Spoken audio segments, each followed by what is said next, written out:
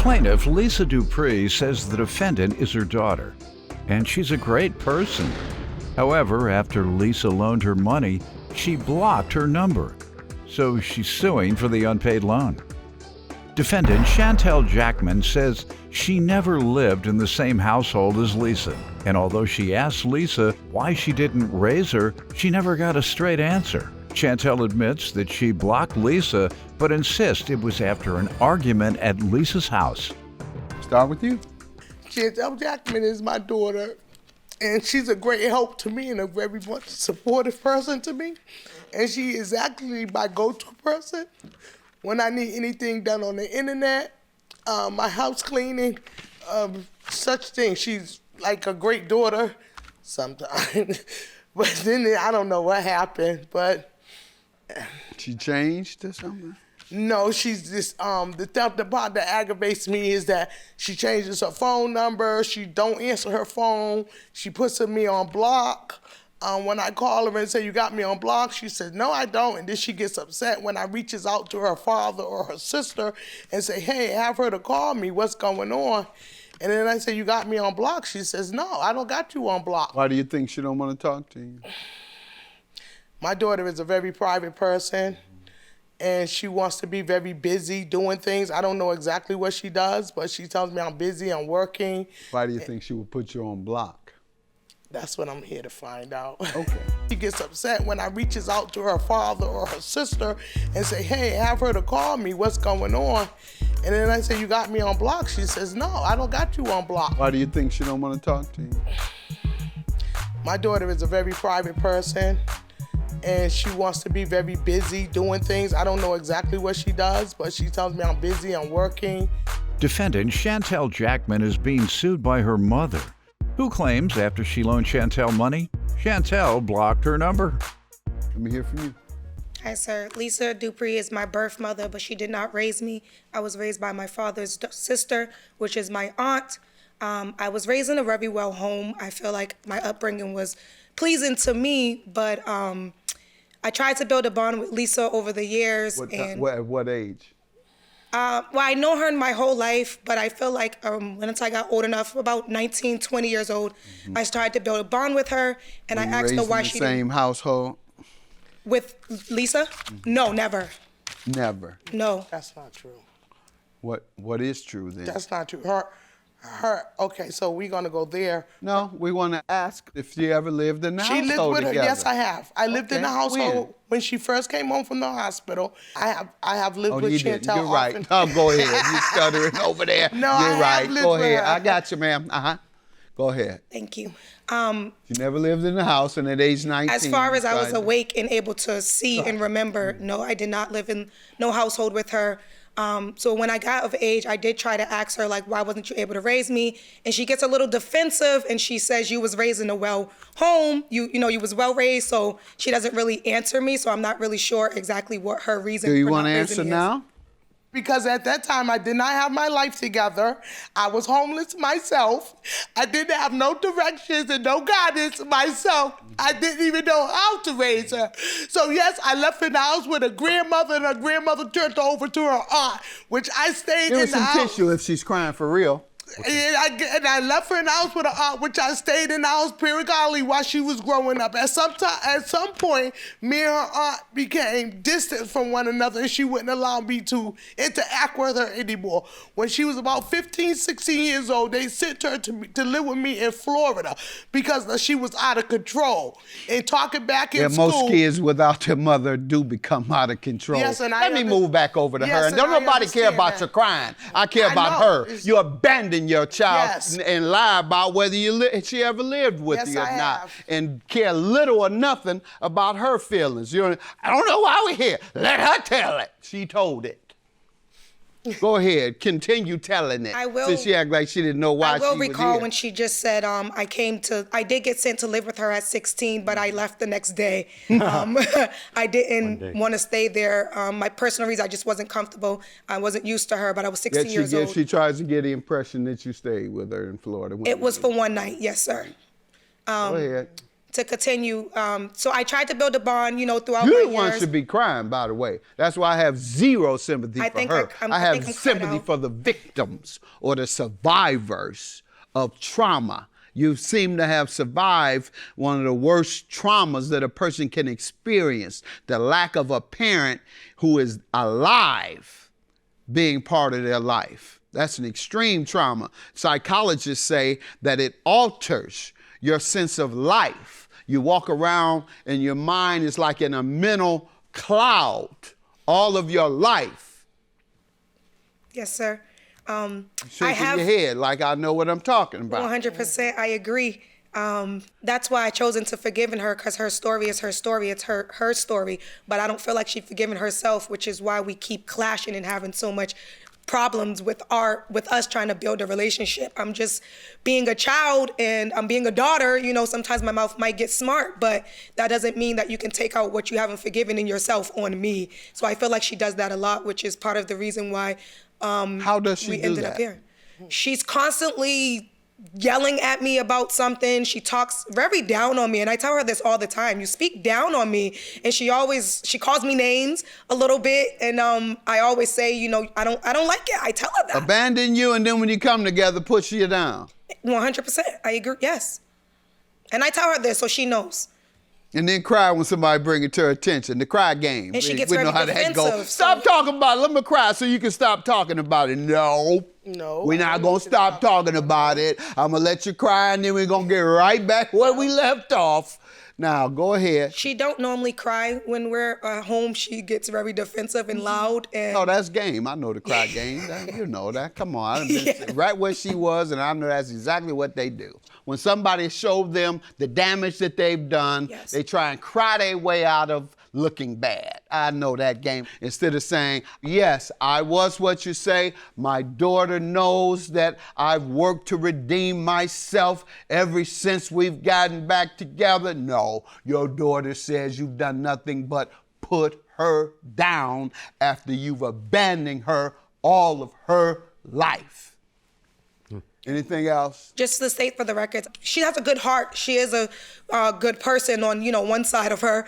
And, Well, who reached out to who first at 19? I probably reached out to her. I probably was going through something and tried to go, build a bond with her and just, welcome her into my life, because she is a good person. Like I said, she has a good heart. All right, when you reached out, you brought her into your life, she's been putting you down. Every What's the up positive comes thing with she's done? There's something, hopefully. She helps me when she can, but it always comes with words and crossfire. So I don't know how much help that is if you're gonna just constantly make me suffer from what you're doing for me. You seem to have survived one of the worst traumas that a person can experience, the lack of a parent who is alive being part of their life. That's an extreme trauma. Psychologists say that it alters your sense of life.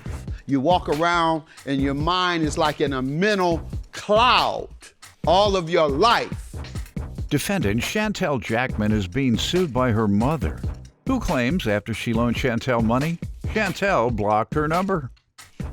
All right, anything else from you before we get to the specific loans? All right. What loan? How does she owe you $600? In December, she came to me. She said she had she wanted to go to this event in Miami, and it costed $400. And she asked me, I really didn't want to give it to her because I'm like, what kind of event is that? But that's because she is my daughter. I do love my child. And she was trying to, I guess, better her life or do something with her life. I don't know what the event was about, but it was some type of event in Miami, and I gave her $600 on that day and took her to the airport. And when was she supposed to repay you? She said she would pay me back. If on page 1, she says, I've been told you I would give you your money, and I expressed that in the beginning. She didn't know when she was going to pay me back. But the reason why we're here today is because she has blocked my calls, not answering my phone calls, and I had to reach out to her father and her sister and say, hey, what's going on? And then when she do call me, she's like, why are you running around telling everybody? And I'm not running around telling everybody anything. You're not answering my calls. And then when I sent her a text message, she said she's not getting them. And then she had my son to call me and tell me, oh, Chantel says she loves you, but she's not talking to you right now. I said, that's fine. Just tell her to mail me my money. Just mail me my money. You don't have to talk to me anymore. I don't know why we're not speaking. Yeah, all that stuff you just said. I don't know why we're not Remember that speaking. song? I don't know if you heard it. To get it from my mama. To get it from my mama. It was the song. And that was the song she sung to me, too. All right, well, there you go. That's what you're supposed to hear. All right, tell him that's what you're supposed to hear. I get it from you. Not calling people back, not showing up for people when they need you. Yeah, get it from my mama. So why don't you tell me about the loan? Yeah, some of the things she said was accurate, and some of it, she kind of put her own version to it, so I'll tell mine. December 2021, I did ask for her to purchase me a ticket to the spiritual event that I wanted to go to. It was a women's conference in Miami, and I felt like that's the type of environment that I need to be in. Did you tell her that's what it was? Yes, I did. I don't think she understood because she doesn't know these type of events, so No, it it's not. blew over her head. She seems to have some comprehension enough to cry when somebody says something to her. She can comprehend. She knew what Thank type you. of event it was. Go I did ahead. tell her. And then I asked her to purchase my ticket. Because I had the impression it was, what do they have down there in Miami? Freaknik, which is the spring break for a lot of the colleges come. That's what my mind is. So I'm glad you said it. It was a spiritual convention. Correct. And go ahead. So I asked her for the $400 to purchase the ticket. I told her she can buy the ticket right out herself if that's what she wanted to do. But she said, I'll just give you the money. I said, that's fine. We was on the way to the airport and something came out of my account right at the, you know how that goes. Right at the moment, I'm on my way to the airport, something came out and I was not asking her for the extra, the ticket was $400. I didn't ask her for the extra $200 when she heard me express my frustration to the thing that just came out of my account, and I even called the people, hey, what's going on? This just came out. She heard me and she said, you know what? Here's an extra $200. So she chose to give it to me. In the car, on the way to the airport, I did, matter of fact, when I first asked for the money, and again in the car, I did express to her, I will pay you back your money. I appreciate this. I don't know when, and I made sure I expressed that part very clearly so that she has an understanding. I don't know when, but I will. And there was no time, no specific time repayment. Exactly. You say. And did you block her calls? If so, why? She's saying she's suing, and this is what you would call an anticipatory breach of contract, meaning you can anticipate that they're not going to pay you based on the things that they do. And in this case, she anticipated that you're not going to pay her because you blocked her calls. So tell me about that. Yes, I did block her calls because in February, I took a week away from home to go stay with her. In February, I went to go stay with her for a whole week just to go. I was on a Monday. I said, hey, Mom, I'm coming to stay the week. She was more than happy to have me. But by Friday, it didn't end well at all. And I don't like the way that it ended. So I left very upset and deciding that I'm not going to talk to her. I did not say I was not going to pay you your money. You're still going to get your money because it's yours. You deserve your money. It's yours. I asked to borrow, not have it. But I did not plan on talking to her again because of what happened and the way it ended. I'll let you tell her. She can tell you what happened if she wished, but it ended badly that I had to block her. That's why you blocked her calls? Exactly. I had to block her because I thought that was very, and she said some things to me. Let me allow her. She said, no. When I first asked for the money, and again in the car, I did express to her, I will pay you back your money. I appreciate this. I don't know when, and I made sure I expressed that part very clearly so that she has an understanding. I don't know when, but I will. And there was no time, no specific time repayment. Exactly. Defendant Chantel Jackman is being sued by her mother, who claims after she loaned Chantel money, Chantel blocked her number. So, yeah, give me the yes. She said some things that were very ignorant, and I left and blocked her. No, she was at my house that weekend, and she was on social media, and she was like filming in my home and talking to people on social media. You hear her how she talking? And I said, well, what are you doing? And then she went in the kitchen to wash the dishes, and she was like, oh, you look like you ain't washed your dishes in a year. But meanwhile, she's on social media, which she says she get paid to be on there, but don't expose me on social media. If that's what you want to do, then you do it. But don't come to my home and expose me. You told her that? Yes, I did.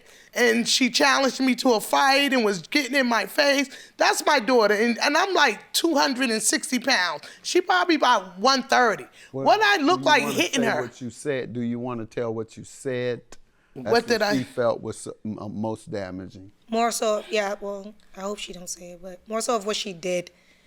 No, she's saying because I called the police on her and asked her to escort her out of my house. And what I did is I asked her to leave numerous times. She would not leave. I'm not going nowhere until I get ready. And she had a dog at my house too. Wanted me to babysit the dog. Her to leave because of the social media? No, because she was in my house speaking on social media, discussing what was going on in my house, showing, I don't know exactly if she showed social media what's going on, but she was on social media live. You asked her to stop nice. And and I said, Chantal, don't do that in my house. Don't you know? If you want to be on social media live, that's your business. But don't expose me like that. You said nicely at all. I called the police on you.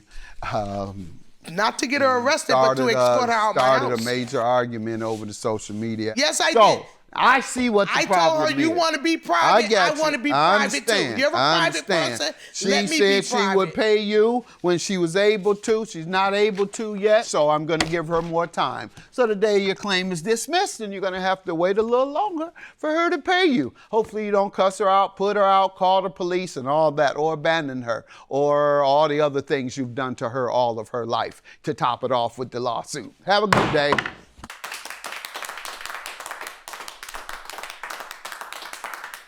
By the way, I'm proud of you. Very well adjusted, and I'm really proud of you. It doesn't sound like you walked around with too much of a cloud, because most kids like that, they don't excel at all.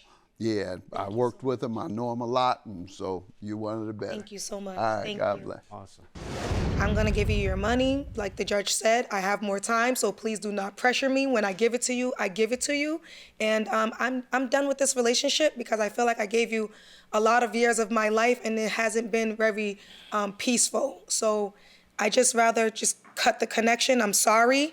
Under the circumstances that I'm going through and what's new coming into my life, I would have loved for you to be a part of that. Congratulations, and no, I don't want to be a part. So thank you. No, I'm good. I'm good. Nobody is gonna hold grandkids over my head. Those are your kids. I'm not holding anything. I got my grandkids. Over your head. I got I'm my holding grandkids. myself. That's how you feel about your child, and that's how you feel. Okay. I'm good.